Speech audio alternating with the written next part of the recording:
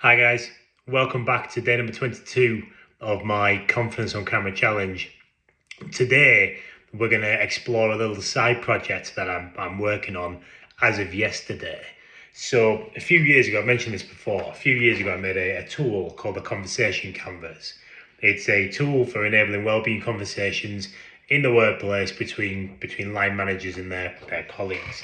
That one there is one that we're launching at the Court Tribunal Services here in the UK very soon. So really excited about that.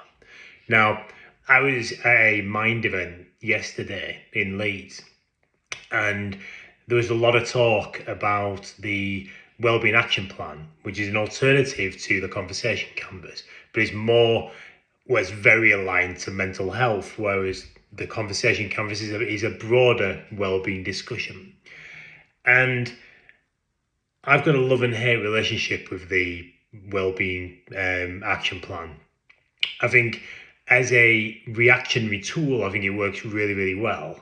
If someone is having a mental health crisis, or if they're at risk of having one or returning from a bout from a mental health issue, it's an incredibly useful tool. But I find for general wellbeing conversations, I don't find it very accessible. And the reason being is it's the terminology in there is not overly easy to engage with. So if someone was to ask me what my mental health triggers were, I couldn't tell you. I genuinely don't know.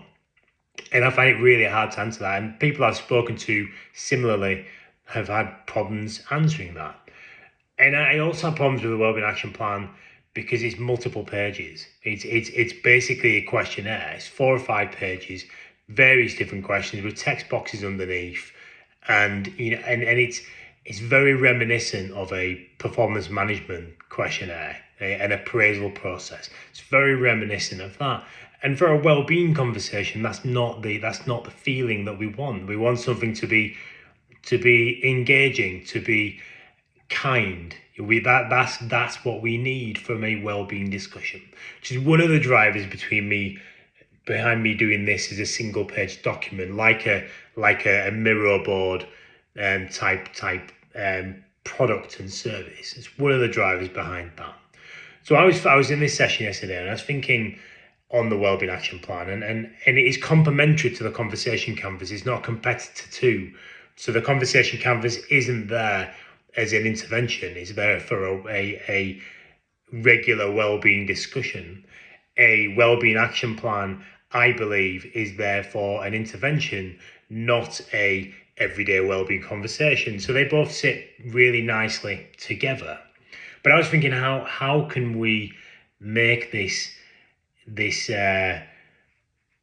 questionnaire, this process, as good as it is? How can we make this better? How can we make this more like the Conversation Canvas, where it's a single page tool, something that people can move around, but also builds in not just personal responsibility for mental health, but collective responsibility, using the me, we, and us model that I've explained before. Using that, what can this individual do to benefit their mental health and to mitigate against mental health triggers? What can the team and department do to mitigate against these triggers, make better environments for people? And what can the organization do to mitigate against poor mental health or mental health struggles, and through policy writing or services, support helplines, EAPs, occupational health units, all these type of things. What services and interventions are useful across those 3 key stakeholders? Now, I don't have a design yet, but using the Conversation Canvas as a basis, so they're consistent with one another and they'll sit alongside one another. This here is what I've got so far. So housekeeping on the top, and this will be the main body of discussion. Me, we, and us in a Venn diagram. A number of wellbeing action plan related questions will be around here to the relevant area, to give people the opportunity to move around this section and answer these questions. But also it reinforces that these three key stakeholders are imperative to optimal mental health. So this will be the main body of conversation, and then from that we need to move forwards. We need to plan. It is a wellbeing action plan after all. So what are our goals? What goal do we have to maintain, improve our mental health? And then again, me, we, and us. What can I do to do that? What can my team line manager do to do that to help me with that? What support can my organisation give me to achieve that? So that's what I've got so far. I'm hoping that early next week, Wednesday, I do have a V1 design, but I'm not happy with it. It's why I haven't printed it to show you. But I'm hoping that sort of mid next week, I'll have something a bit more concrete and I can start talking to people about it and showing people and getting feedback. And the idea is, I work with organisations on the conversation canvas.